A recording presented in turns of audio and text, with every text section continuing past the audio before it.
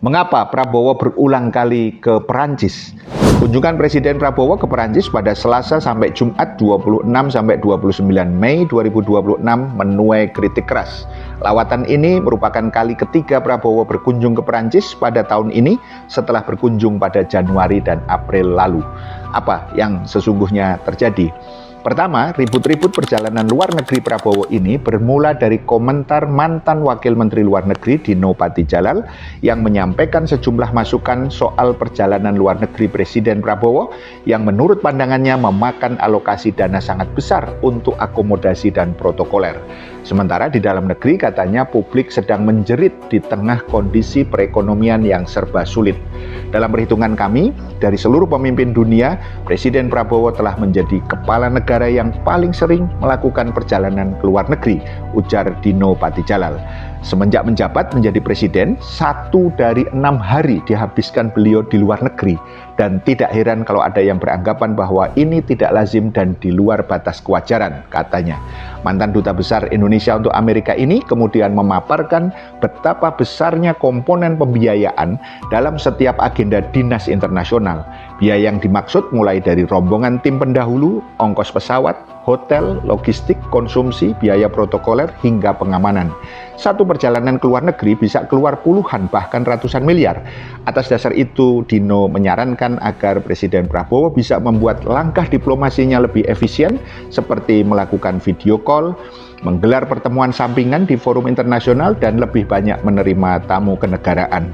Sementara itu, Sekretaris Jenderal Forum Indonesia untuk Transparansi Keuangan, Fitra, Misbah Hasan menghitung dari setidaknya 50 kunjungan luar negeri Prabowo, negara telah menghabiskan kira-kira 500 miliar rupiah.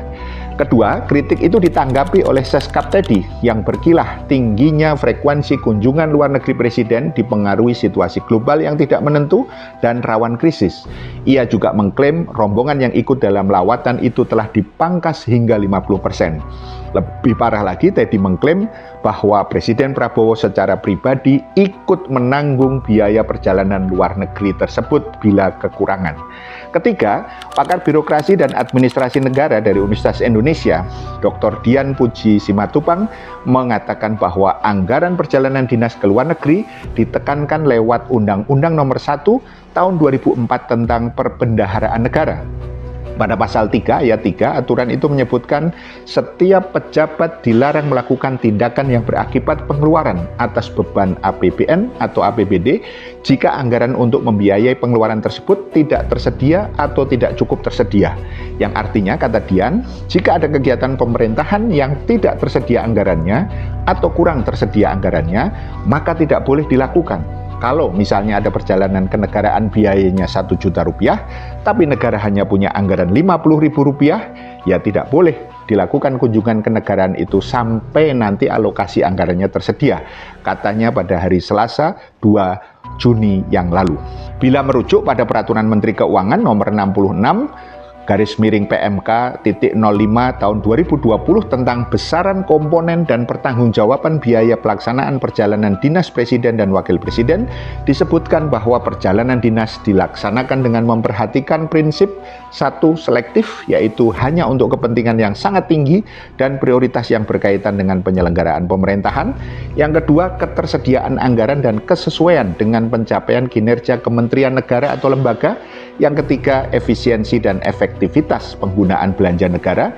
Dan yang keempat, akuntabilitas pemberian perintah pelaksanaan perjalanan dinas atau pembebanan biaya perjalanan dinas.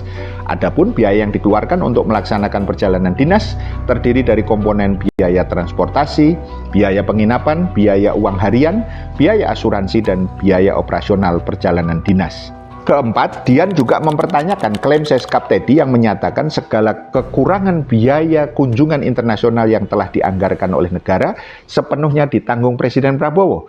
Jika hal itu benar dilakukan, maka itu menyalahi peraturan, sebab penggunaan uang pribadi atau bahkan dari pihak lain dikhawatirkan bakal menimbulkan potensi konflik kepentingan alias mempengaruhi keputusan pemerintah serta menghilangkan prinsip akuntabilitas. Kenapa melarang penggunaan anggaran yang bukan uang negara?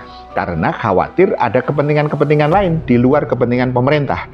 Jadi, mencampur adukkan uang pribadi dengan uang negara itu tidak boleh karena menghilangkan prinsip akuntabilitas dalam penganggaran pengelolaan keuangan negara. Dia menambahkan, kurang anggaran saja tidak boleh pergi, apalagi nalangin. Tunggu anggarannya tersedia, baru dilaksanakan. Jadi bukan malah bangga, tapi itu justru menyalahi aturan. Kelima, lantas apa sih urgensi dan hasil nyata ke Perancis sampai 3 kali bolak-balik dalam tenggat waktu 6 bulan di tahun yang sama?